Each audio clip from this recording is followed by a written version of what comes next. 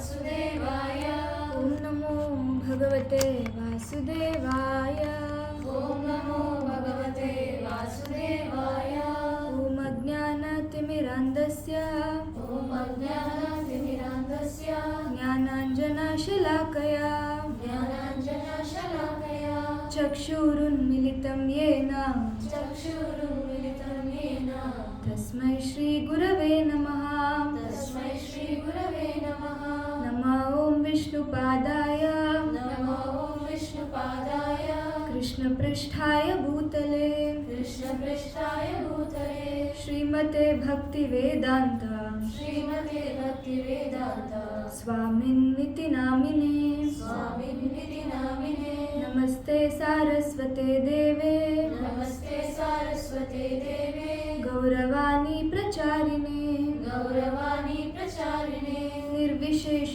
शून्यवादी निर्विशेष शून्यवादी पाश्चात्य देशतारिणे पाश्चात्य देशतारिणे जय श्री कृष्ण चैतन्य जय श्री कृष्ण चैतन्य प्रभु नित्यानंद प्रभु नित्यानंद श्री अद्वैता गदाधर श्री अद्वैता गदाधर श्रीवासादि गौर भक्त वृंदा श्रीवासादि गौर भक्त वृंदा holding our hands up loudly chanting together Hare Krishna Krishna Krishna Hare Hare Hare Rama Rama Rama Hare Hare मुखं करोति वाचालं अंगुं लंघयते गिरिं यत्कृपातमहं वन्दे श्रीगुरुं दीनतारिणं प्रणमानन्दमाधवं श्रीचैतन्येश्वरम् Hare Krishna. So today we'll be discussing a very wonderful topic of journey of divine compassion, the adventurous journey of our very dear Srila Prabhupada. So every time I used to say that this presentation is dedicated to Srila Prabhupada, this presentation is dedicated to Srila Prabhupada. So today actually this presentation will be truly dedicated to Srila Prabhupada, who is our founder Acharya. And today, like, if we see that devotees are able to practice Krishna consciousness very nicely, very happily, and sustain in this material world, that's because of Srila Prabhupada. So we will discuss the most compassionate journey of Srila Prabhupada and how merciful Srila Prabhupada is, and how Srila Prabhupada's journey is such an adventure in itself. It's an unbelievable journey, we will see. So to start with Srila Prabhupada's actual initial name was Abhaya Charan. Anybody can guess what is the meaning? Abhaya Charan means? Whatever we pray, it will be given. Whatever we play. Fearful step. Undefeated. Undefeated, very nice. Yeah, you're somewhere close, not fearful, opposite of fearful. Opposite of fearless step. So Abhaya means, you all would know, Bhaya means fear. Abhaya means like fearless. So Charan means lotus feet. So one who is fearless by taking shelter at the lotus feet of Shri Krishna. So that's why, like, when we sing bhajan also, Bhaja hure mana Shri Nandanandana Abhaya Charanara Vindhari. So we are telling our mind, oh mana, oh this foolish mind, you are taking shelter of so many things, this, that, so many things you are going behind, and you are thinking this is where I get happiness, this is where I get my peace. But actually where is the fearlessness lies in the lotus feet of the Lord, when you take shelter of the lotus feet of the Lord. And you can imagine Prabhupada's name by birth itself, it was Abhay Charan. So Abhay Charan was born in the year 1896, 1st September.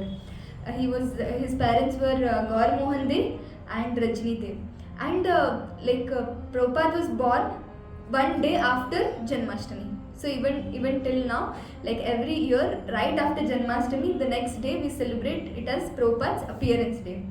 And we will be discussing about the whole journey of Prabhupada. So everybody is very very much eager to know that how Prabhupada did so much in just a span of around 7-8 years. If you go to majority business schools and philosophers, even they are in shock because what Prabhupada did was unimaginable, and it was not something which an ordinary person could do. So we will see what was this adventurous journey of Srila Prabhupada. So Prabhupada, Abhay Charan, I'll be mentioning the name Abhay Charan. So Abhay Charan, when he was young, he was basically from a devotee background, and then over a period of time he goes to a Scottish college, and in Kolkata, and when he will be having a friend. His name is Narendranath Mullik. So we will be calling him Naren. So you can remember Abhay Charan and you can remember Naren. So this is in the year 1922. So at that time you can imagine everybody were fighting for freedom basically. We were under the rule of Britishers, and this Abhay Charan, he was also a great freedom fighter at that time. He was a follower of Subhash Chandra Bose, and he was a great leader. He was also one of the great freedom leaders. And this Naren, who is Narendra Mullik, so he gets to know that in that town one sadhu has come, and the sadhu's name is Bhakti Siddhanta Saraswati Thakur. So Naren will go to Abhay Charan, and he'll tell that, see, very very wonderful sadhu has come. He's very great. Let us go and let us see him. Actually, those days meeting sadhu means getting knowledge basically. They used to go to sadhus, take their blessings, and basically they'll sit and hear. Taking their blessing means sit and hear the philosophy of about Krishna, and then when we get that knowledge of Krishna, that is the blessings that they get from the sadhu. So Abhay Charan had a different view. Abhay Charan's father, who is Gaur Mohan De, when he was young, he used to serve sadhus. Day in, day out, he used to invite sadhus, and he used to serve sadhus at home. So Abhay Charan had seen a mixture of good sadhus and dhongi sadhus. So it was very hard for him to accept that there will be genuine sadhus also. But Naren knew one thing. Naren knew the thing that he is a genuine sadhu, Bhakti Siddhanta Saraswati Thakur. He is a genuine sadhu, and if his glories are to be spread, then this Abhay Charan only has to meet him. If Abhay Charan meets him and he is convinced that this person is a genuine person, then definitely as a leader he'll go and tell to the whole college that he is a genuine leader. Go and take shelter of him like that. So that was Naren's plan. So Abhay Charan will try to convince Naren the most that he will not come. Our priority is something else. I am not ready to come. But somehow or the other, Naren will convince, and he'll take Abhay Charan to that sadhu. So this is basically finally they'll go to this place, very beautiful place called Bhakti Vinodasan. It is even now it is there. It's in Ulta Danga Road. It's in Kolkata. Now that whole place, wherever Srila Prabhupada, further Abhay Charan further became Srila Prabhupada, that place where he met Bhakti Siddhanta Saraswati Thakur, that place was donated to ISKCON. Now it's under the ISKCON, and even now we can see that place. It's they have made it into a very very beautiful museum portraying the whole life history of Prabhupada. And this Bhakti Vinodasan in Ulta Danga Road in Kolkata. So they go there, and Bhakti Siddhanta Saraswati Thakur is sitting on the asan, and all other devotees are there. They're sitting, and some discussion is going on. And Naren and Abhay Charan, Srila Prabhupada, they enter, and then they offer obeisances. Just that, they offer obeisances, and then they lift their head up, and the first instruction Bhakti Siddhanta Saraswati Thakur gives to them is, you are Englishmen, you have to go to the Western world and preach this message of Krishna consciousness. So you can imagine you have come here for the first time, and you're sitting here and some sadhu has come, and they're telling you that they're not even telling you practice, they're telling you go to the Western world and preach this bhakti, preach this Krishna consciousness in English to the whole Western world. And this Naren and Abhay Charan, they're astonished. They're thinking, we have not even started practicing. What kind of instruction are we getting? And at that time, how I told, 1922, so you can think freedom struggle is going on. So Abhay Charan will question Bhakti Siddhanta Saraswati Thakur. We are already under the whims of these Britishers. We have not even got the freedom. How can we even think of spending our time in these activities, Krishna conscious activity? What to speak about going to the West and preaching to them? So then Bhakti Siddhanta Saraswati Thakur, he had said a very very deep point. He said that this bhakti, this like concept of Krishna consciousness, this message of Bhagavad Gita, it cannot wait. The freedom movement or any other struggles may come and may go, but this bhakti, it cannot wait. Why? Because the soul is bound. The soul is now like bound, life after life, the soul is bound by the material body, and we are stuck here. And we were discussing last time what are the 4 defects, like birth, death, old age and disease. Life after life, like janma after janma, we are just stuck.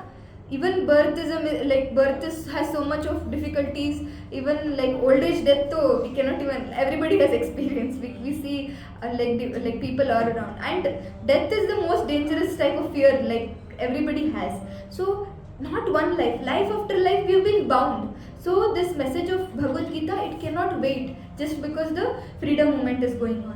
And Abhay Charan, who was Prabhupada, he was a great debater. So we can imagine that like he had a debate with Bhaktisiddhanta Saraswati Thakur for almost 2 hours, and then at the end of 2 hours, Abhay Charan, who never got defeated in any of the debates, he was very happy that he got defeated by Bhaktisiddhanta Saraswati Thakur, accepting the fact that this gem of Krishna consciousness, it is eternal and it should not, it is not under the time, space, like place, circumstances. It is above all these things. And they understood the urgency of this message of Krishna consciousness, giving this message of Krishna consciousness. So when they came out, Prabhupada was Abhay Charan was thinking that Naren asked Abhay Charan, so what do you think about the sadhu? Because like forcefully he has brought him. So then Abhay Charan says to him, he is a very very genuine sadhu and he wants to give the best thing ever to the whole world, and that is Krishna consciousness, this message of Bhagavad Gita. So Abhay Charan at that point of time, thank you Mataji, Abhay Charan had a thought in his mind that at that time, what was Abhay Charan's condition? He was studying still, and at that time early marriages used to happen, so he was already married. So he had responsibility of his marriage and he had to finish his studies, and then he also he was still in that like freedom movement. And then at that time he had a deep thought that if I was not married, then probably I would have like started taking actions towards this instruction of Bhaktisiddhanta Saraswati Thakur. And one other thing happened is he automatically in his heart he accepted that he is my spiritual guru and I will take shelter of him. So in this way we can see that how like one meeting with a genuine sadhu can change our heart and can make us realize how important it is for us to take this bhakti and how bhakti is above all. And there is beautiful shloka. It says, sadhu sanga sarva shastra kai, lava matra sadhu sanga sarva siddhi hai. We say no, like so much of austerities are needed to achieve anything, but lava means what, just one moment association of a genuine sadhu, sarva siddhi hai, achieve like doing so many siddhis, so many austerities. The result of that austerities is obtained by just one momentary association of a genuine sadhu, and that itself happened to Srila Prabhupada. That one momentary association of Bhaktisiddhanta Saraswati Thakur was a genuine sadhu, changed the whole life of Srila Prabhupada. And like Srila Prabhupada's life turned like 360 degree from a freedom movement to a spiritual movement, and then that adventurous journey of fulfilling the instruction of Srila Bhaktisiddhanta Saraswati Thakur began. What was that instruction? Going to the West and teaching about Krishna. Go to the West and preach this message of Krishna consciousness in English, because at that time like all the scriptures, all this Vedic literatures was in Sanskrit, and there was a great dearth of this knowledge, because who would know Sanskrit? Britishers had always already like acquired us, and people were turning towards this like Westernism and English speaking and things like that. And then what happened is Srila Prabhupada was Abhay Charan, tried to meet Bhaktisiddhanta Saraswati Thakur at various places, because he was a married man, he had responsibilities. So he used to, once in a while he used to go and he used to meet Bhaktisiddhanta Saraswati Thakur. 1935, when Abhay Charan went to meet Bhaktisiddhanta Saraswati Thakur in Vrindavan, so they were going on a parikrama of Vrindavan, and like Bhaktisiddhanta Saraswati Thakur gives his second instruction. What is this instruction? He says that if you ever get money, print books. So first instruction is go to the West and preach in English. Second instruction is if you ever go to West, then preach in English. So in this way we see that how Prabhupada gets two strong instructions to follow for his whole life. And in 1936, finally, during the last time of the lifespan of this of Bhaktisiddhanta Saraswati Thakur's lifespan in this material world, our Abhay Charan, he writes a letter to Bhaktisiddhanta Saraswati Thakur asking, I'm still a grahastha, I'm still a married man. Those instructions are very high, going to the West and preaching and printing books and things like that. What is the actual instruction you want to give me? Please give me like that. And Bhaktisiddhanta Saraswati Thakur again writes that go to the West and preach this message of Krishna consciousness in English. And that's it. And then we can see within after Abhay Charan gets that letter, within 1 month Bhaktisiddhanta Saraswati Thakur lives back to his abode and he ends his pastime on the material world. Now we can see Prabhupada is left with how many instructions? 2 big instructions, that go to the West and preach in English, preach this message of Krishna consciousness in English, and second one is if you ever get money, print books. And Srila Prabhupada, even though Abhay Charan at that point of time, even though he was living a grahastha life, he was thinking, he was day in day out he was meditating, how can I follow this instruction of my Guru Maharaj and how can I please my Guru Maharaj. And in 1944, Srila Prabhupada makes the first attempt in this regard, to take this message of Krishna consciousness throughout the world. He starts a magazine called Back to Godhead. It used to be a small magazine, and in between these two, Prabhupada goes through a series of downfall in the material life. He used to be a pharmacist basically, and Prabhupada had a pharmacy business which fell down, and Prabhupada had to struggle even for the basic needs, for basic food, shelter, and to even print magazines, Prabhupada had to collect funds from other people, and also getting paper also was not easy at that point of time. It was the freedom movement, and this is 1944 I'm speaking about. Even the Prabhupada used to go to the government offices and take their permission to get papers. And now we see all these literatures, they are available so easily in the mobile, so easily on the YouTube and ChatGPT everywhere, just that we are not so eager to sit and learn it. But at that time, what Srila Prabhupada used to do, when he started these magazines, he used to write these magazines. First of all, he used to collect the fund, then he used to go to the printing press, print the magazines, and then he used to go distribute this magazine himself, and then whatever money he used to get, he used to write the next set of magazines. He used to use it for publication of next set of magazines. And Prabhupada had a very, very crucial time at this point, at this stage actually.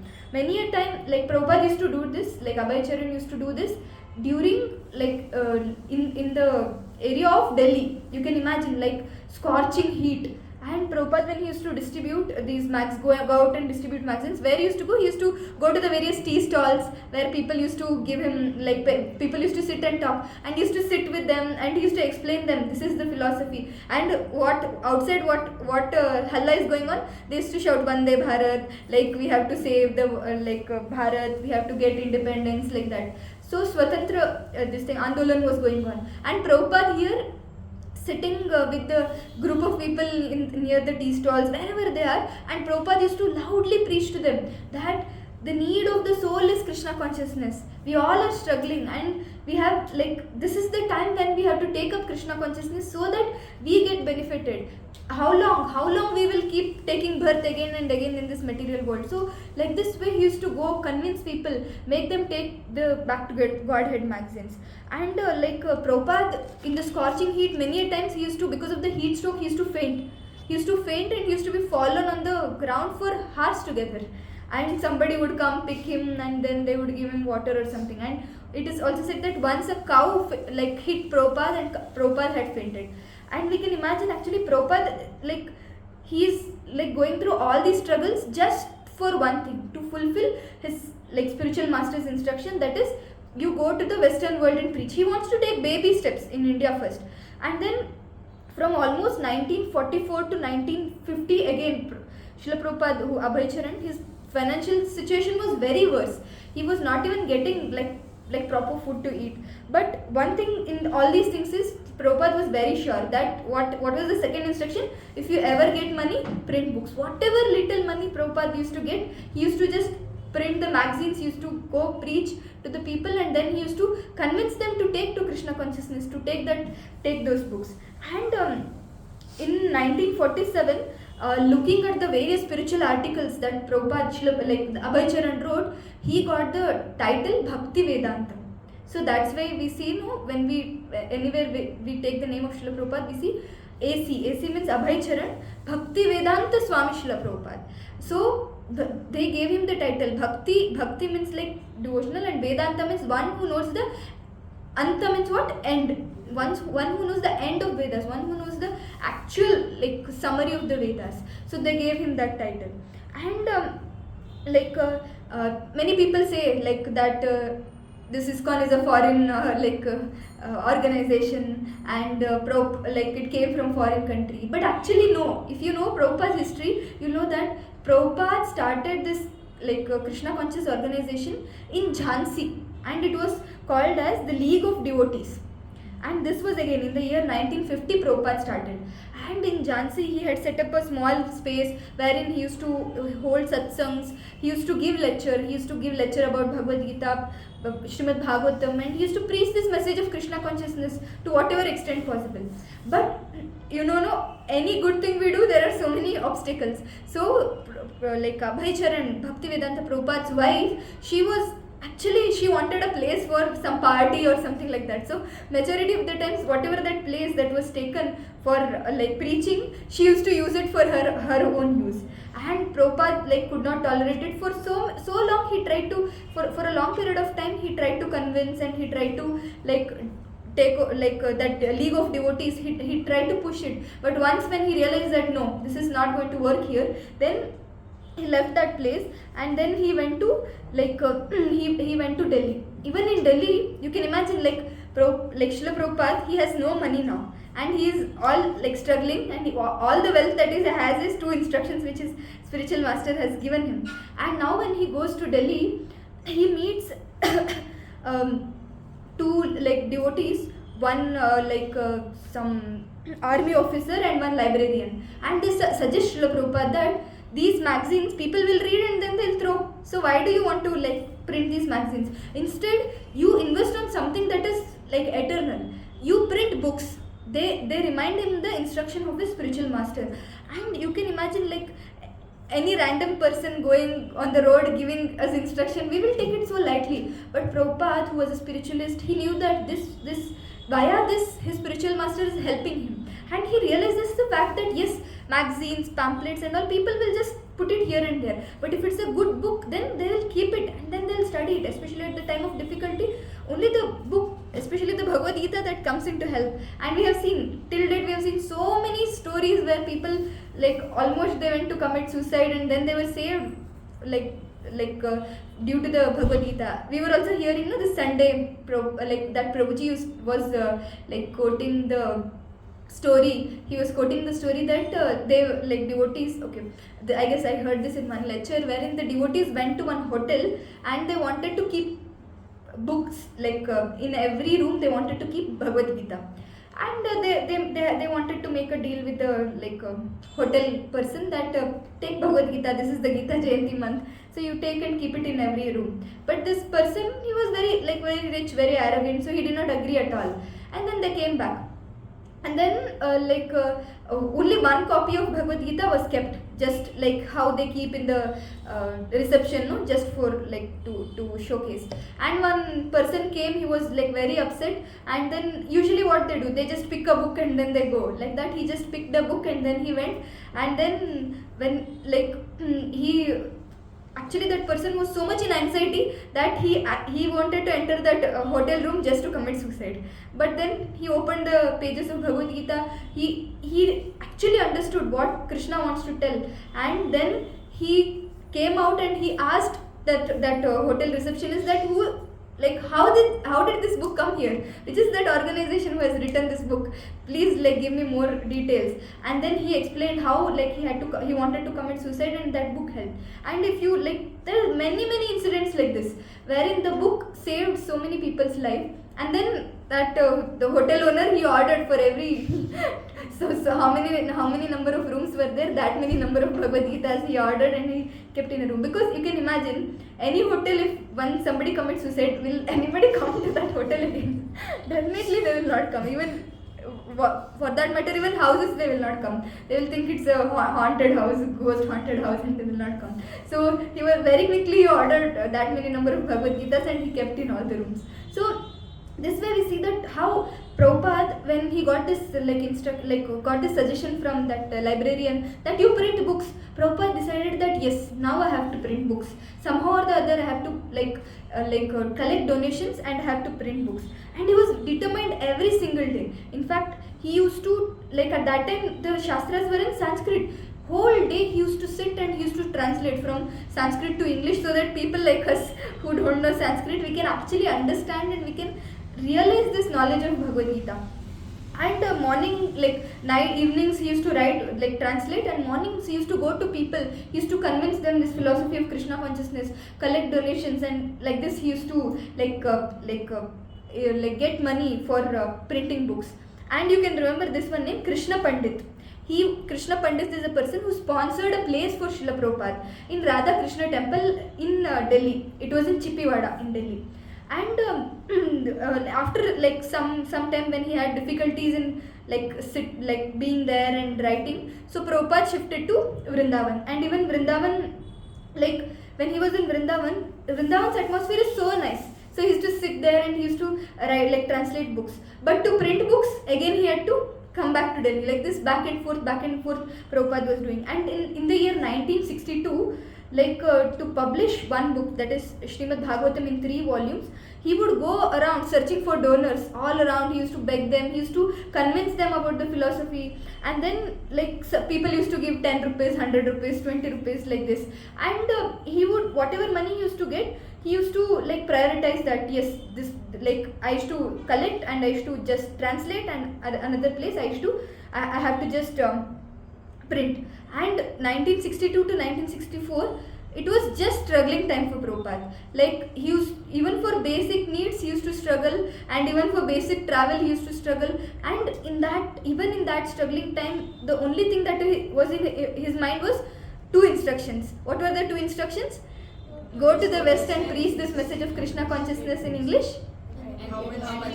Whatever money you get, you print books. And Prabhupada would go door to door. And during this time when the Janmashtami came, 31st August, so 1964, so Srila Prabhupada organized a very wonderful, whatever little money he had got, he organized a very, very wonderful Janmashtami, Krishna Janmashtami, our dear Krishna's birthday. So Prabhupada, he celebrated that Janmashtami in a very, very nice way there.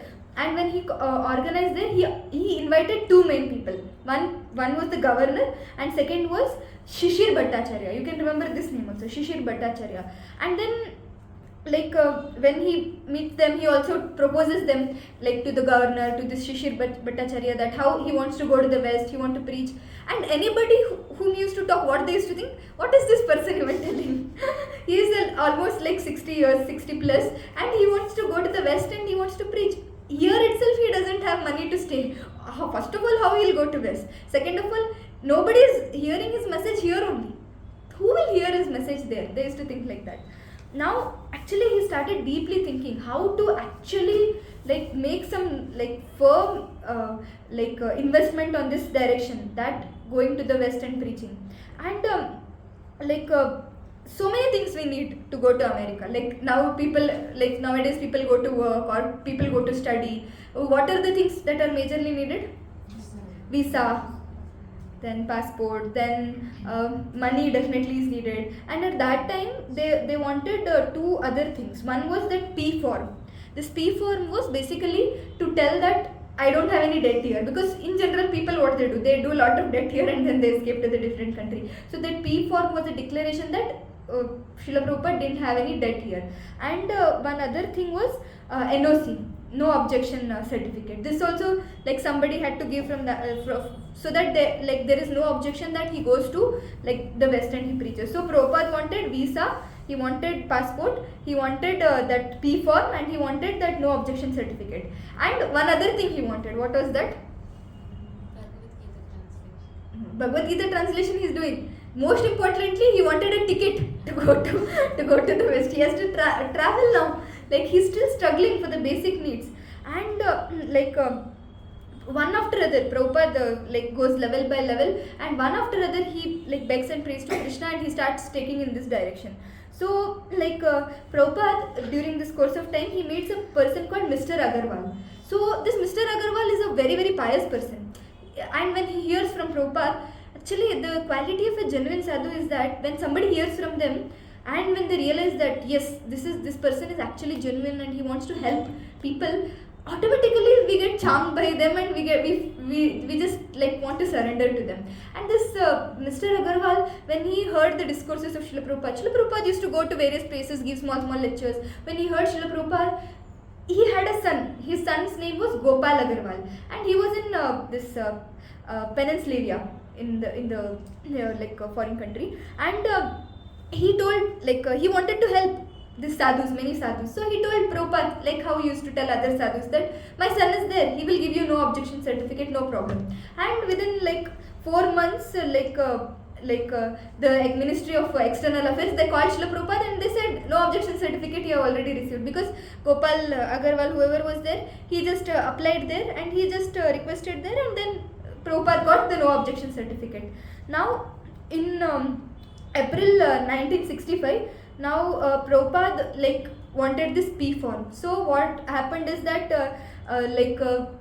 Prabhupada goes around and he asks many people, because it's like a surety that they have to give that Prabhupada doesn't have any. See, now our PAN is linked, so they will get to know like how much like debt we have. But at that point of time, it is only people around, they have to tell him how much debt he has. So in this way, like he will get the P form also after in April 1965. And now Prabhupada like he wants like visa. Now this Krishna Pandit, you remember Krishna Pandit? Anybody remember? Yes, to a governor. No, governor, and he was another person. The place he did not. In Delhi, in Chippewada, he had given little space for Srila Prabhupada to stay when Prabhupada was initially distributing back to Goddard magazines, and he didn't have a time to stay. So at that time, like he will tell that I will help you to get the passport when Srila Prabhupada convinces him. And then Prabhupada 10th June 1965, Srila Prabhupada finally gets his passport. And Srila Prabhupada was like printing this third book of Srimad Bhagavatam. So like he was thinking like how to get this published, because one volume itself needs so much of money. So Prabhupada was like barely, he didn't have any money for basic like food. So he went to Mumbai. From Delhi he went to Mumbai, and in Mumbai he used to go approach various people and he used to collect like funds. And when he used to go, like whatever little money he used to get, he used to go to the publications and he used to print books. He used to ask them to print books. So we can imagine what Srila Prabhupada is doing. He's throughout the day he's sitting and translating the books, and then he's planning how the books should be printed, and he is himself collecting all the donations for the publications, and then he himself is going to the publications and then get it printed, get it reviewed. There are so many phases, no? Reviewed, re-reviewed, so many mistakes will be there. So every now and then Prabhupada used to go to the publications, this mistake is there, print again, this mistake is, because the one final copy is needed, no? Before printing multiple copies. And when he used to go, as soon as they see Prabhupada, they used to understand this person didn't have breakfast. So they used to ask, Srila Prabhupada, did you have breakfast? They used to ask him. And Prabhupada used to say, my Guru Maharaj has given me the instruction, whatever money you get, you just print the book. So Prabhupada was following the instructions so like pin to pin that he used to get help from everywhere. And this is one thing we see in almost all the spiritualists, that when we want to please our our superiors, and when we want to please Krishna, ultimately Krishna helps us in various ways. And wherever we go, we see Krishna's hand in all possible ways. Or one or the other people, they'll come in as a agent of Krishna, and they'll help us, and we'll be in shock, like how did this even happen to us? How can people like us get the help of Krishna? We can imagine Srila Prabhupada, who was a Senapati Bhakta. So definitely Prabhupada used to get help here and there. And when he went to Mumbai, so he gets to know that there is one great personality. Her name is Sumati Murarji, and she helps sadhus. So he gets to know. So now Prabhupada he goes to meet the Sumati Murarji. The Sumati Murarji, I was just doing little research. Actually, she's actually called as the women of ship industry, something like that. The first woman of ship industry. She had an organization called Sky Steamship. Sky Steamship. She had a ship industry. At that time, you can imagine it's like a woman owning an industry, that to a ship industry. It's such a big thing. And somewhere I have written down. When I'll just tell you that she was the first person, basically, first woman who is into all these shipping industry and things like that. And she was the first woman who had such a big industry at that point of time, and she, under her thousands of employees were working, and she was very very seamlessly she was handling this skyline steamship industry. And Prabhupada, he goes to meet her because he wants his first canto Srimad Bhagavatam to be published. And Prabhupada, when he meets her secretary, the secretary says she's busy as usual, and Prabhupada will be sitting on the stairs. He sits 1 hour, 2 hour, 3 hour, 5 hours. She has not come out, and even she's into so many meetings, and to intimate something, so she will come out, and when she'll come out to meet her secretary, she'll see that some sadhu is sitting here. And she will ask him, who is this sadhu? And that secretary says that he has come to meet you regarding some scripture printing, and he's waiting since 5 hours. When she will hear that he's waiting since 5 hours, that to such a old age person, her heart will melt, and she'll tell, allow him right away. And then Prabhupada goes inside, and Prabhupada explains to her the philosophy of Srimad Bhagavatam, how there is a great dearth for the scriptures at that point of time. And she being a very pious person, she agrees to printing Srila Prabhupada's books, and then she'll give a good amount of donation for printing Srila Prabhupada's books. And now we see that Prabhupada more and he'll be doing front and back to various publications, and he'll get that third book also, that is the first canto of Srimad Bhagavatam. He'll get that printed. And now what he has the P form, he has the NOC, he has the basic visa. Now he wants the ticket. Now somebody has to give him the ticket to go to the West. Now Prabhupada, he realizes that this Sumati Murarji, what is her job? She's having a ship industry, but this is not a cruise ship or a passenger ship. This is a cargo ship. So Prabhupada, cargo ships are basically taking huge amount of goods from India to the foreign country, basically the export which they were doing. And Prabhupada finally, now that he has made a friendship with that secretary, so he goes to that secretary and he tells that, see, the ship is going anyway from India to this New York, so somehow you arrange a ticket for me. So this secretary, he goes to Sumati Murarji and he says that this old sadhu, he wants a ticket to the western country.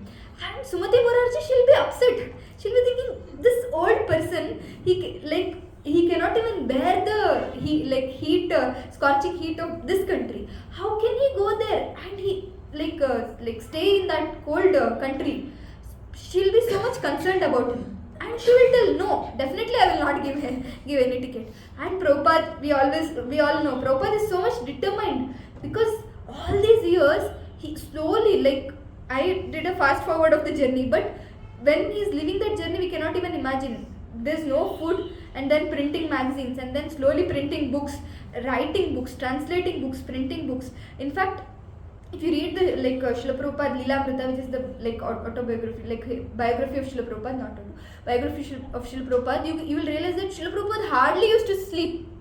Maximum 2 to 3 hours he used to sleep, and he used to translate these books, and rest of the time he used to go and pitch that book to people so that he could get donation to print the books, and other time he used to go to get that book printed. So Prabhupada's whole life was like this, and now Prabhupada has got everything, and now Prabhupada wants just a ticket. So Prabhupada insists that secretary again, you go and ask again, you go and ask again. Many a times like this it will happen, and Sumati Morarji was very sure that he's an old person. Giving a ticket is like putting him in the hot what do you say, hot oil. He will go there and only he will suffer, nothing else.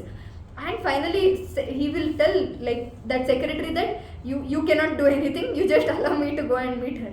And Prabhupada goes and he meets her, and then he tells her that how he wants to go there to preach this message of Bhagavad Gita, to preach this message of Krishna consciousness.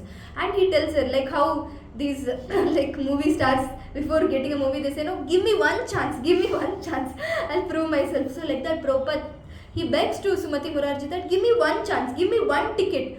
If something doesn't work, then I will not ask anything more. Give me that one ticket. And finally Sumati Morarji agrees, and then he'll get that ticket.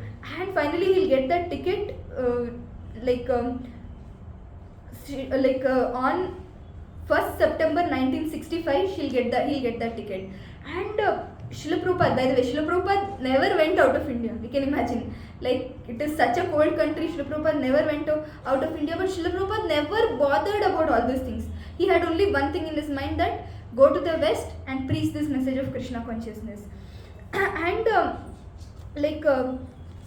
here actually we also see that now in between this time of Srila Prabhupada going to the West, I guess if I'm not wrong, it is 13th August 1965 is the date when that ship is scheduled to basically start traveling to the West. So in between this time, whatever 1.5 months he had, Prabhupada went to Kolkata because he wants to collect again some more funds. So he goes to Kolkata, he goes from house to house, and he preaches this message of Bhagavatam, he preaches message of Bhagavad Gita, and he is giving lot of lectures there.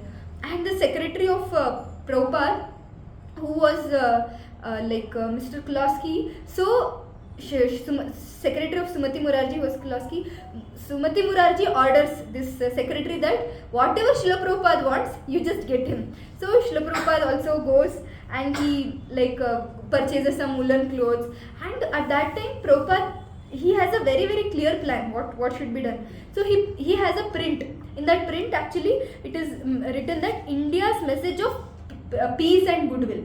So a detailed instructions information is written on that sheet. India's message of peace and goodwill. And Prabhupada, who Sumati Morarji sends that person to get some clothes and things like that. So Srila Prabhupada gets this page, 200 pages printed, so that when he goes there, something he has to show to the people, and he has to convince them. So there should be some form in the on the literature, some literary form where he can show them and he can convince them that yes, this is what I have come to give here. I have not come to take anything. So finally he will get what do you say, all these things ready and all these things printed. And we see that Prabhupada now, almost when he is 2 days before, when he is about to go, he goes to a place called Mayapur, where his spiritual master's samadhi is there. He goes there and he begs to his spiritual master, you have given me such big instruction, I don't have any qualification to fulfill this instruction, please help me. He begs, and then he goes to Advaita Acharya's house. This Advaita Acharya is also a great personality. He was the one who begged Lord to come in this age of Kali Yuga so that he can give us the mercy. So again he says that these people are merciless, these people are so much ignorant, please bless me that I go to the West and I preach this message of Krishna consciousness. And then after taking the blessings, so Prabhupada finally he will remember about all those 1936, the final letter which he had got, that you go to the Western world and you preach this message of Krishna consciousness. This is my instruction. He will meditate on that instruction again, and then finally he will go back to the Kolkata, and from Kolkata on which day? On 13th August 1965. This ship, the name of the ship is Jaladuta. So this ship will be scheduled. And if you search for Prabhupada's image now, Prabhupada, when he's going, he'll be having a suitcase in one hand and he'll be having an umbrella in other hand, and he'll be climbing the stairs of that Jaladuta. It's a very, very iconic image that we have. And Prabhupada, what did he carry? He carried few 100 copies of the Srimad Bhagavatam, and he had only 40 rupees. We can imagine. It's not even $40. He had just 40 rupees along with him, and he had a umbrella and few dry grains which he had to sustain throughout the journey of the sea. And we also see that in when Prabhupada was entering, so there were only that ship captain. The name of the captain is Pandya, Captain Pandya, and his wife, and few other handful of people to take care of the goods, because it was basically a cargo ship. And Sumati Murarji would have given a clear instruction to these people in the ship that he is our man, you better take care of him very nicely. Like that. So in every phase we see that Prabhupada was going through troubles, difficulties.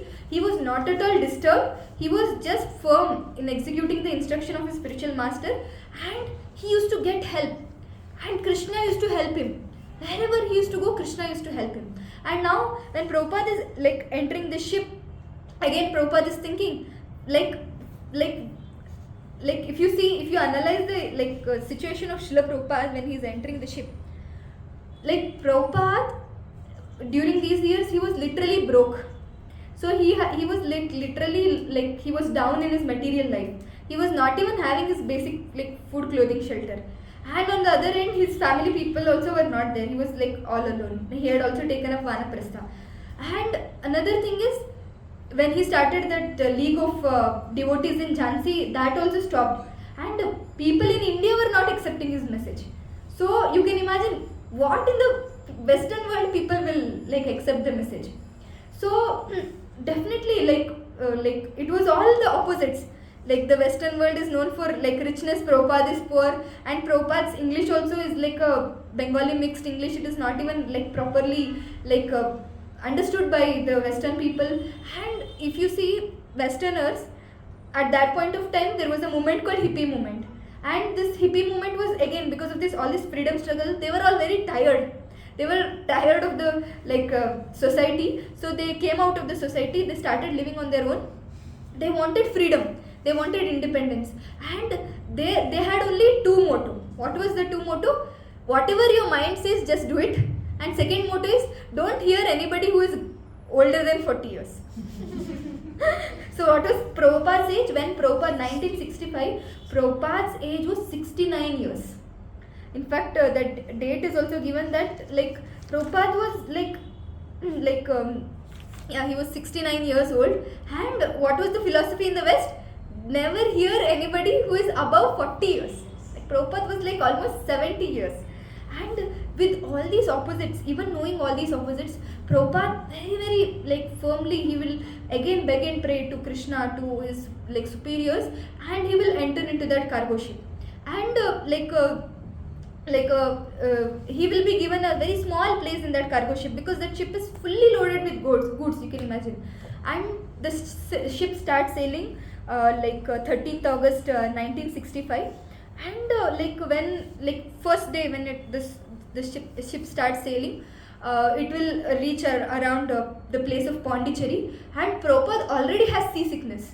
Prabhupada has Prabhupada is vomiting. He is not able to bear. And I last time also when I was discussing, I used to tell that I belong to the coastal area, and once to do some paragliding, they had taken me inside the water. They had taken me in a ship, and it was horrible. It was horrible because the waves.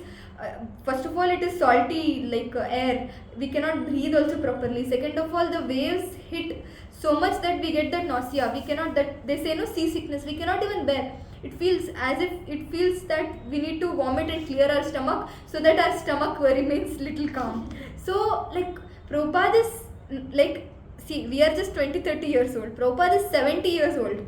So we cannot even imagine what Prabhupada went through. On the first day itself, Prabhupada was like all sick. He had stomach upset, and then he was not able to breathe also properly. And this like second day, like they will cross over the like Colombia in Sri Lanka, and the Captain Pandya, he takes Prabhupada outside the ship, and then he takes Prabhupada in the car in the area of Sri Lanka, so that Prabhupada feels little better. And at that time again, this Captain Pandya, because what instruction he has got from Sumati Murarji, take care of this person, he is our person. So this the Captain Pandya, he requests Prabhupada that we will go back. Just we are so close, we will go back, like we will take care of you very nicely there. And Prabhupada says no. Ena prakarana, whatever happens, we will go there, we will reach, we will see what happens. And then we see that for few days Prabhupada will be in the ship, and Prabhupada's day-to-day routine will be as usual. He'll be chanting, he'll have carried the copies of Chaitanya Charitamrita. So majority of the times he will be meditating on the instructions that he has received. Sometimes he'll be meditating on Vrindavan, and he'll be begging and praying, "Oh Radha Gopinath, oh Radha Govind, please help me, I'm struggling, please help me." Like this he'll be remembering. See, if you see the life of Prabhupada, especially in the end when Prabhupada came, actually, Prabhupada was in Vrindavan, and that person, I told that that same person whom he had invited, Shishir Bhattacharya, whom he had invited. So when Prabhupada will be in Vrindavan, again he will sponsor some space in Radha Damodar Mandir over there. And in the Radha Damodar Mandir, like Prabhupada will be, like even now that Prabhupada Kutir is there, where Prabhupada will be sitting and translating these books. So Prabhupada was like very happy there, because anybody will feed a sadhu and santa. So Prabhupada was in Vrindavan, and again this now what we are discussing about 13th August 1965. It is the time of Janmashtami again. So, and it's again the rainy season also. So we can imagine Prabhupada could very happily sit in Vrindavan. He could continue with his devotional service, and he could be there. But Prabhupada, he took all the struggles so that he can come, he can deliver the people of West, he can give this message of Krishna consciousness. And when Prabhupada is going through all these things, it is mentioned that 19th August after Sri Lanka he returns back. He is feeling now better. 20th August is Krishna Janmashtami. So Prabhupada prepares a very, very wonderful feast on the ship Jaladuta. He prepares puri, he prepares some sweet. He feeds all of the people in the ship, that Captain Pandya, his wife, and see, normal devotees, when they feed and serve us, we feel the taste. Prabhupada cooking and feeding them, we cannot even imagine how fortunate they were. And 21st, what is 21st August? Prabhupada's appearance day. So we can imagine the very next day, Prabhupada didn't go around saying it's my birthday like that. Like nobody was there to sing happy birthday to you. It was just Prabhupada who was chanting throughout the day, and he was relishing the purports of Chaitanya Charitamrita, and he was again and again he was trying to meditate the instruction of his his guru. And 23rd August, the ship, it is said that the ship goes to the Red Sea. Red Sea is a very, very deadly sea, and most of the toppling of the ship happens in that sea only. And in that sea, the situation of Prabhupada goes from bad to worst, and Prabhupada gets heart attack. First time when Prabhupada gets heart attack, it was unbearable, and he cannot even manage it, and somehow he sustains that heart attack. And during this time, Prabhupada is not able to have any food because of the seasickness and things like that. Very next day, he gets the second heart attack, and this is a major heart attack which Prabhupada is getting. And every day Prabhupada used to write his diary, and now after he came out, all his disciples, they preserved that diary and they have printed it. It's called as the Jaladuta diary, from which we are getting to know all this information. And in that, every day he used to write, today I am feeling nauseous, but by Krishna's mercy I'm able to manage. Today somehow we got some grains which were there, from which we have prepared khichdi, and somehow from last so many days I'm not able to have anything, but today I had little khichdi. And Prabhupada writes that how again he will remembers that instruction, and like how I said, he will be remembering Vrindavan, Sridham Vrindavan. He'll be writing about his memories of Vrindavan, his remembrance of the lordship there, Radha Govind, Radha Gopinath, Radha Madan Mohan. He'll be noting down all these things. And when this heart attack happens, again on that day also he has written. On the second day, when he'll get the second heart attack, Prabhupada has written that if I get another heart attack, I will be no more. So please, if you want me to go to the West and follow the instruction of Srila Prabhupada, please take care. And now the Captain Pandya, who would be in little panic, he's totally confused. He doesn't know what to do. One thing is he has to hand over the goods right to the New York. But another thing is he has got a very important instructions. Take care of this Swami, who's this sadhu. So he begs Srila Prabhupada. Srila Prabhupada, even now we have time. We will go back. I will hand over to you very safely. And Prabhupada says a very strong word. You might be the captain of this ship, but I am Krishna is the captain of my ship. Krishna will take care. Whatever happens, we will go. Prabhupada will decide. See, I was thinking about this actually. To say this, it's very easy. 1 heart attack, 2 heart attack. Normal little back pain, little stomach pain, we cannot even get up and go anywhere. And going to West, that too in that cargo ship, that too in that deadly sea, and not able to eat, not able to breathe, and 2 heart attacks. If anybody would be there, they would have told, please, wherever is the next destination, drop me there. I still remember when I used to go to the exhibitions, there that Toro and all used to be there, Giant Wheel used to be there. Our friends used to force us, please, we'll go like that. We used to sit somehow because we were all excited and we cannot be left out. Once it starts, we used to scream, please stop, wherever it is, please stop us, just leave us. Even sometimes in the Giant Wheel, we used to say, just stop it, we cannot take it anymore. And we cannot even imagine what Prabhupada used to go through in the middle of the sea. We cannot even go left, we cannot even go right. It's not like train, you pull the chain and then the train stops. It's such a dangerous situation. But Prabhupada was very, very convinced. Prabhupada, even though amidst that that disturbed situation, Prabhupada was not at all disturbed. He was firmly fixed. He focused on his chanting, he focused on studying Chaitanya Charitamrita, and he was in all these situations, his peace, nowhere it was impacted. That's why we say that please take up Krishna consciousness, please chant, please read Bhagavad Gita, please come in association of devotees, because when the most turbulent waves of material ocean comes in our life, at that time how much nicely we practice our bhakti. Based on that, our life sails peacefully actually. And Prabhupada, through his example, at every step Prabhupada proved that he was undisturbed, he was always peaceful.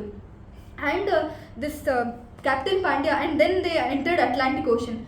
And this Captain Pandya and his wife, they are telling Prabhupada that never in their whole journey of that ship as a captain, they have seen that the sea is so calm.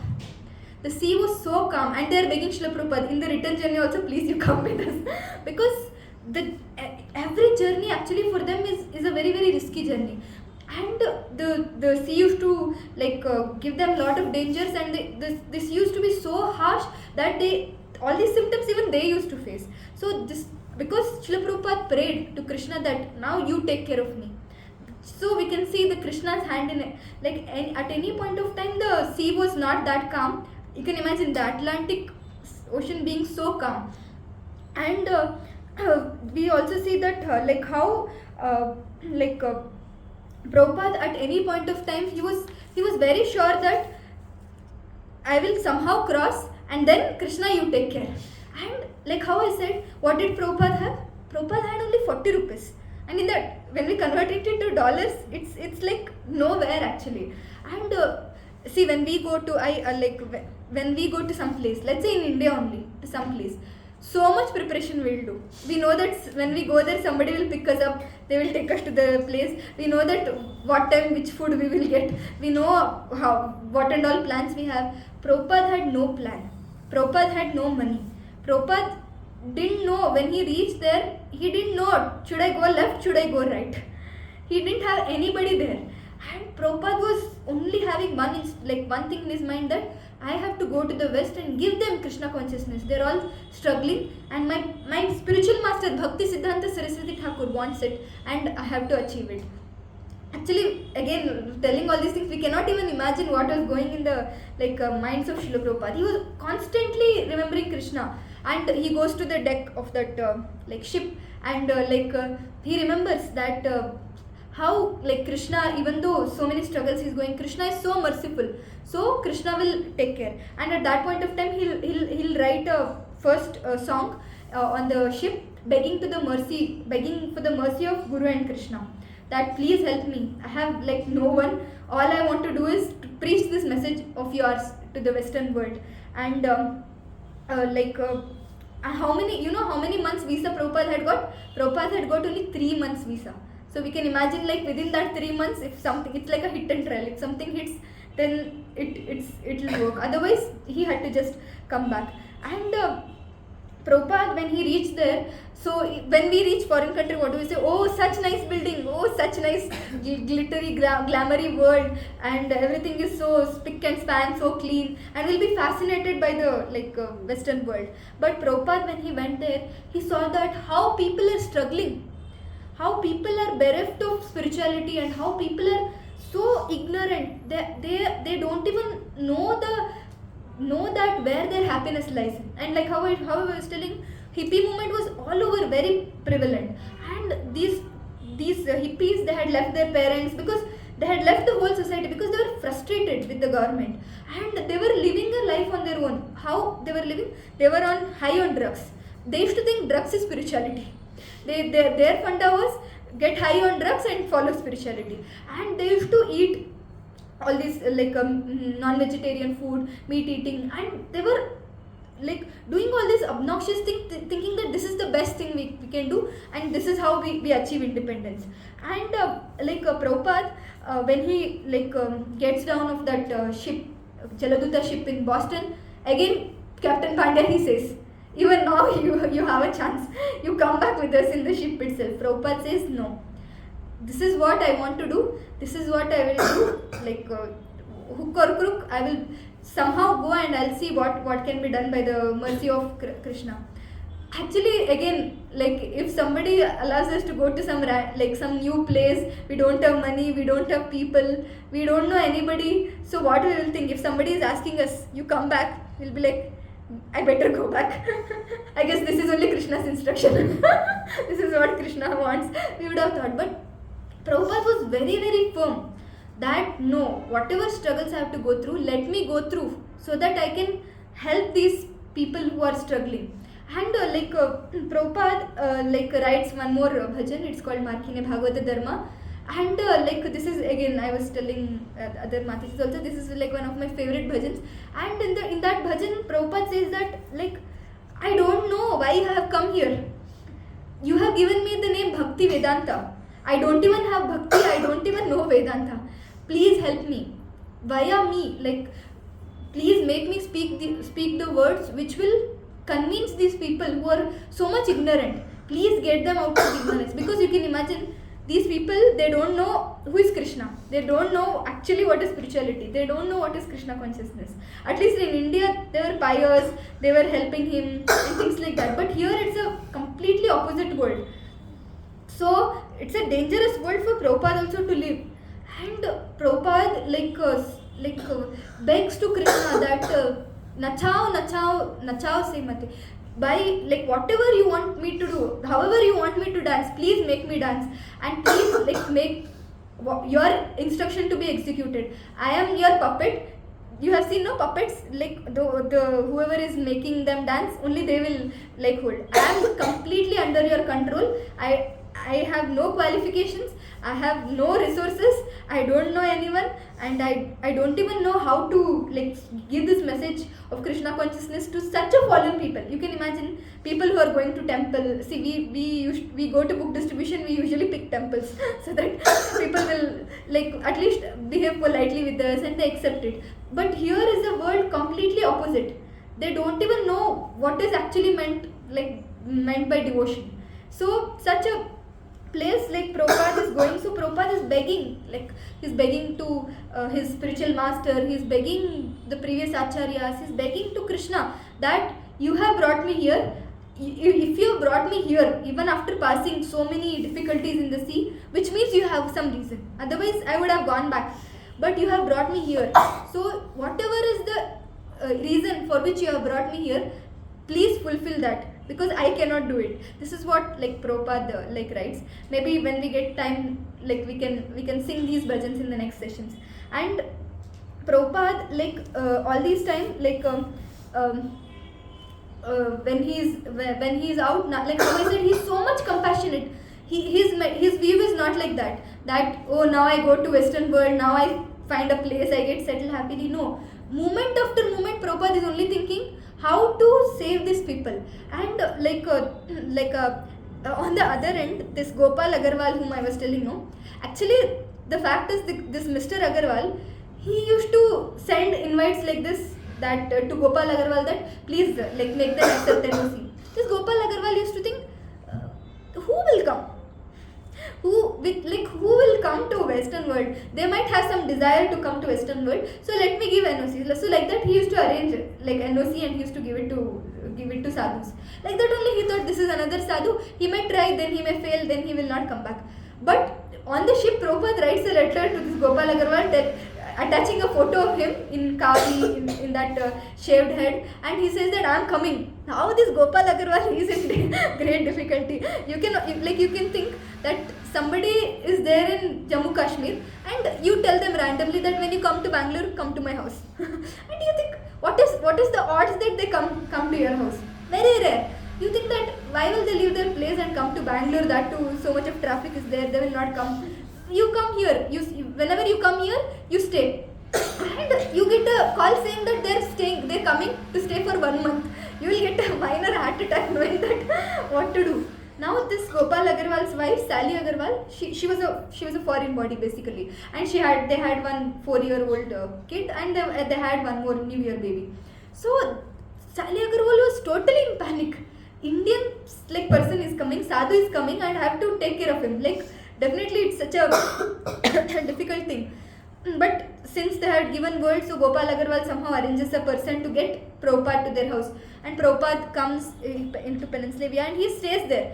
And this Sally Agarwal, who later gives an interview to the press, she says that over a period of time, they were so much attached to Prabhupada, and she says that Prabhupada was one of the easiest guests they could handle.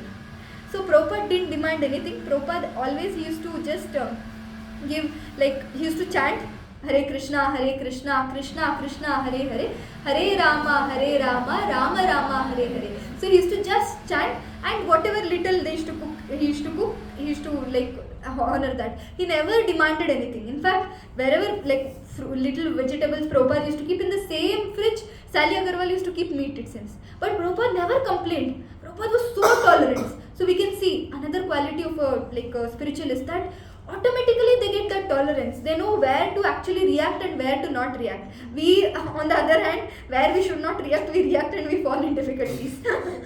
Prabhupada was such a wonderful spiritualist, and over a period of time, this Sally Agarwal's daughter also, she used to hear about Jesus in her school, and when she used to come back, she used to tell, she used to call Prabhupada Swami Jesus, like that.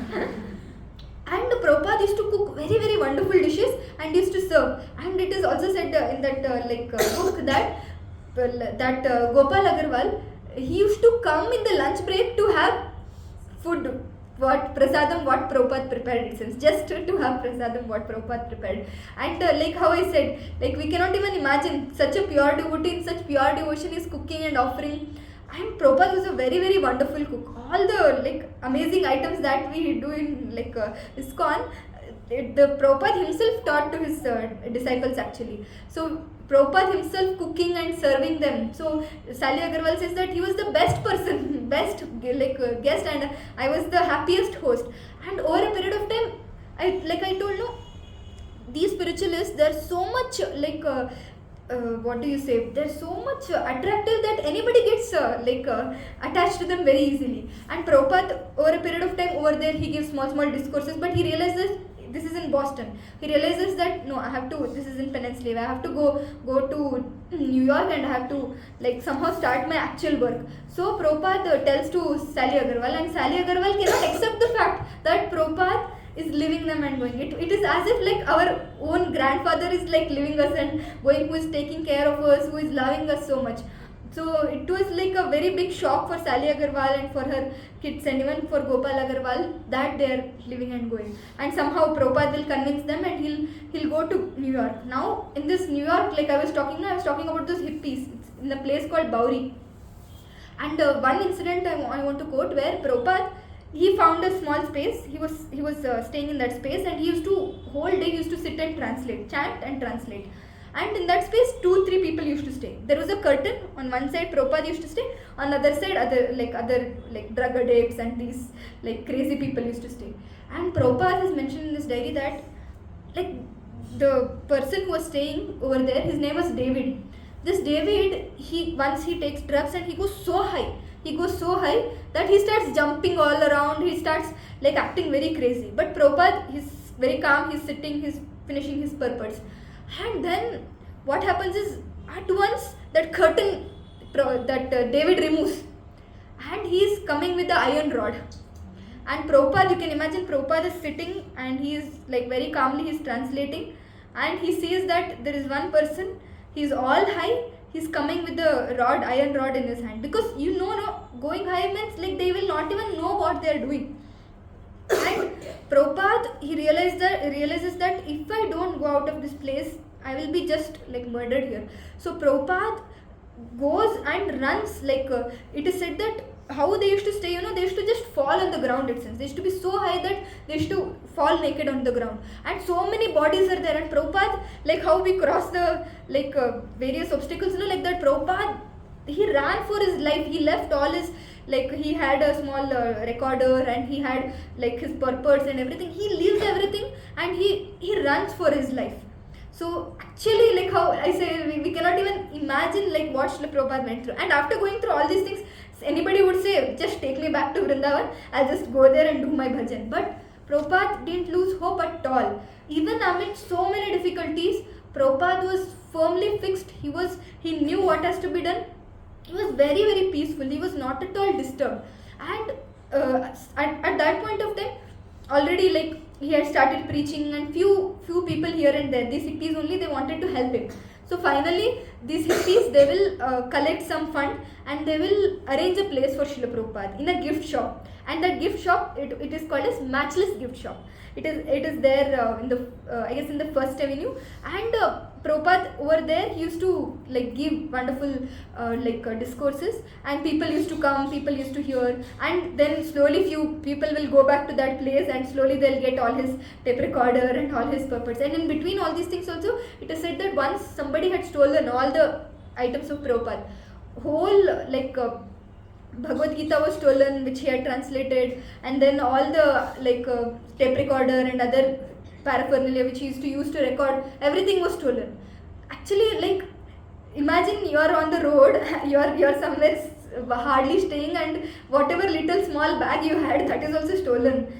We cannot even think what will be our situation at that point of time. At least to go to the shipyard also we need some money. But Prabhupada never a thought came to Prabhupada that I have to go back.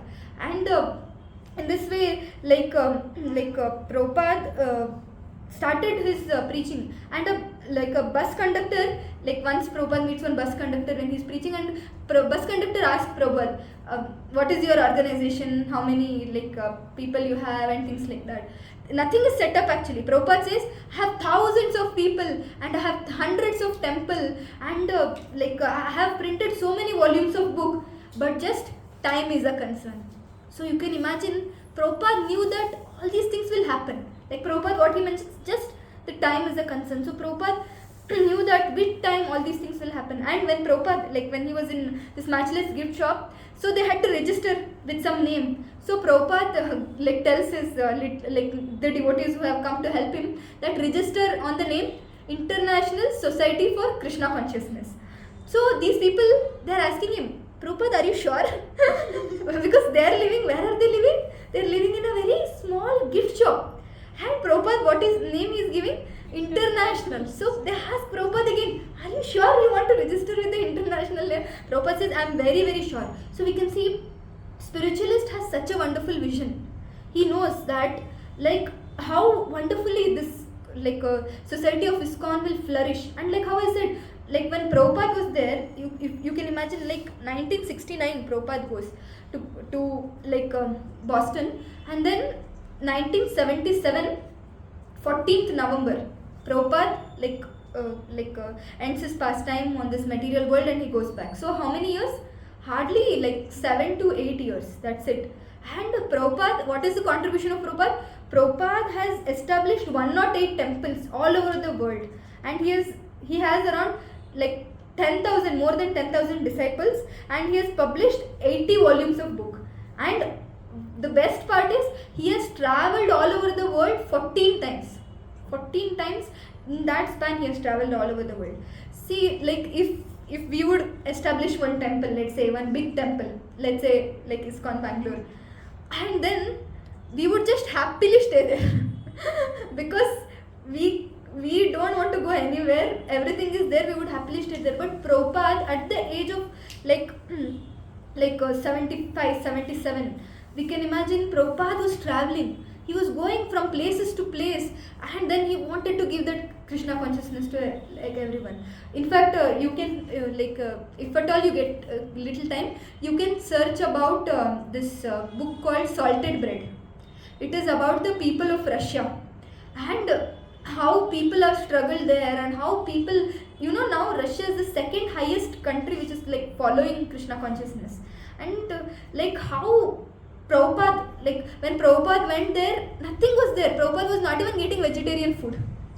And Prabhupada gives this Bhagavad Gita to two people, one Indian and one Russian. That Indian though is never seen again. And that Russian, he comes back, Prabhupada preaches to him. That one person, he used to go in cycle, and wherever he used to see Tulsi, he used to go there and preach them the message of Krishna consciousness. He used to give them Bhagavad Gita. In fact, Bhagavad Gita also not printed like this. It was not openly allowed. They used to write, they used to have a carbon copy and 4 copies, 4 paper below, and they used to write so with so much force that 4 copies of Bhagavad Gita were ready, so that next they can give to 4 people. The amount of struggle Prabhupada has went through, Prabhupada's disciples have went through, we cannot even imagine. And after all this, how I said, 14 November 1977, so Srila Prabhupada he comes back to Vrindavan, and he ends his pastime in this material world. And even now, that also I guess last time I had shown, there is a clip where Prabhupada, when he is giving up his body also, Prabhupada is doing translation. He is telling, he's not writing, but he's dictating. He's dictating the purports majorly for 10th canto of Srimad Bhagavatam. And Prabhupada is telling, you have to hear that lecture, it is wonderful. He speaks about how we have to be there in the devotee association, how we have to take up this process of bhakti very seriously.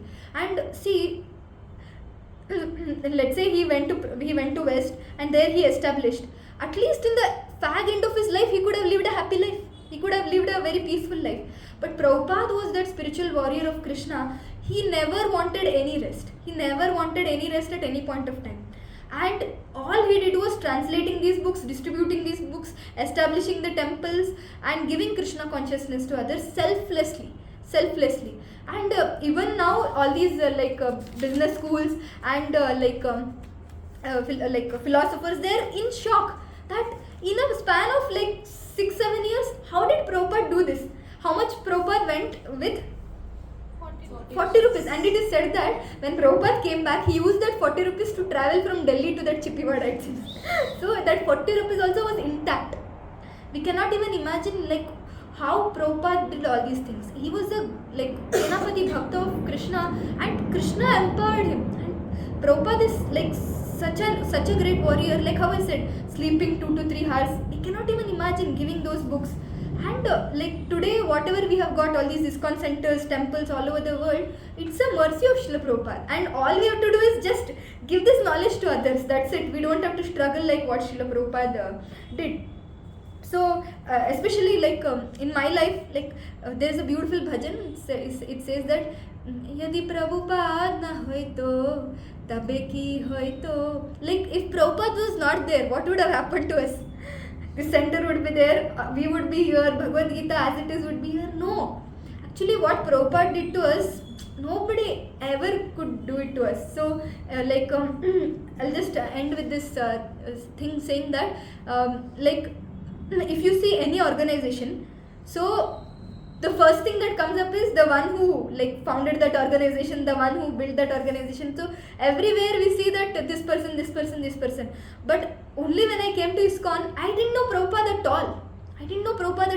Only when I tried to figure out more about Prabhupada, then only I got to know. So we can imagine Prabhupada's glories.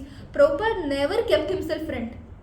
Prabhupada always wanted to keep Krishna in front. Even now when I like wear tilak and go, people what do they say? They don't say that Prabhupada's person or things like that. They say Hare Krishna people, like that they say. So we can see Prabhupada's intention was so clear. All over the world, people recognize us by Hare Krishna people. So Prabhupada was so clear that he wanted to give Krishna to everyone, especially to the suffering souls. And even like from his life history, we see that so many things he goes through, but even at the fag end of life, he is not at all in fear. His name was Abhay Charan. Not even a tinge of fear he had. And this is where we also want to reach that state of eternity, bliss, happiness, fearlessness.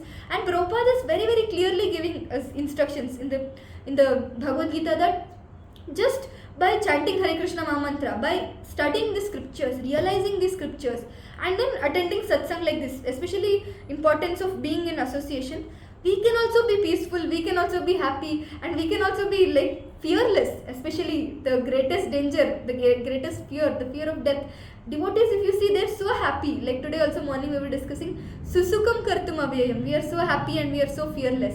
And Prabhupada is the one who gave us that fearless. Definitely Krishna is the one who gave, and Prabhupada is that postmaster. That's why now we say Bhagavad Gita as it is. So Prabhupada says that whenever they used to glorify Prabhupada used to say, my only contribution is I just delivered this Shastra, Bhagavad Gita as it is without any mixture. And how can we like offer gratitude to Srila Prabhupada? We can offer gratitude to Srila Prabhupada by helping Srila Prabhupada in distributing this wonderful message of Krishna consciousness to others. Like I used to say that like Prabhupada, he went all over the world to give the message. All we have to do is take these books from this center to outside and then give it to others. And so many people, they are waiting for this great knowledge of Bhagavad Gita. So we can show our gratitude, our little love for Srila Prabhupada by giving this message at least to one single person. We can tell about this Krishna consciousness, tell about Bhagavad Gita to at least one person. We can give one book to others, and in this way we can take part in this mission of Srila Prabhupada, and Srila Prabhupada will be eternally grateful to us for doing this. Srila Prabhupada's mercy will be always on us. Like we, so many devotees, when we go to book distribution, we see that we are nowhere there. Nobody will take book from us, but somehow or the other Srila Prabhupada arranges and they can come, take the book and they go. We are just that instruments. So it is up to us. Do we have to become that very nice instruments? So we can take up this little service to Srila Prabhupada by doing the book distribution, by preaching. Like preaching means what? You just have to tell whatever you hear, you just tell to that next person, because everybody is a suffering soul. We cannot save the whole world. We have to save ourselves, and we have to save at least the people around us. So this much we can do. And now today we will all offer our gratitude to Srila Prabhupada by offering flower. we can offer flower to Srila Prabhupada, begging and thanking Srila Prabhupada for everything that he has given to us, the wealth of Krishna consciousness. Actually, if you see, like, those who are new also, so when we start practicing this Krishna consciousness, you can see that magic in your life, all that I was speaking about. So all these, like, we had around 12 to 13 sessions, so every session we were like unrevealing the magic one after other. Like, we used to discuss, if you see the flow, we used to discuss the problem, and we used to discuss how Bhagavad Gita is giving such nice solution, and how we are suffering, and how we can become happy. So Prabhupada, very very simple, in simple words, Prabhupada has given this to us. So yeah, we can all like take a pledge on this very day that we will help Srila Prabhupada in taking this mission forward, and we will try to give this message of Krishna consciousness to others. So thank you all for patiently hearing. AC Bhaktivedanta Swami Srila Prabhupada ki Jai. Patita Pavana Srila Prabhupada ki Jai. Jagat Guru Srila Prabhupada ki Jai. So yeah, we will have a round of. Mataji, I want to share an incident that happened yesterday with everyone. So yesterday myself, Vishaka Mataji, Rashmi Mataji and Akanksha Mataji went for book distribution. So normally we have this thing, so when we go in cab, auto, we will ask the driver person ki, do they have Bhagavad Gita or not. And there also we will try to give them a Bhagavad Gita. So yesterday we are coming back in a cab and we are asking that cab driver ki whether he has a Bhagavad Gita. He's very sad, he said, no, I don't have. Which language you want? He said, Kannada. I'll say I'll take. So I'm taking the Bhagavad Gita out to give him, and he's taking our luggage out, and Mataji is asking for scanner. Give me the scanner. No, I don't know.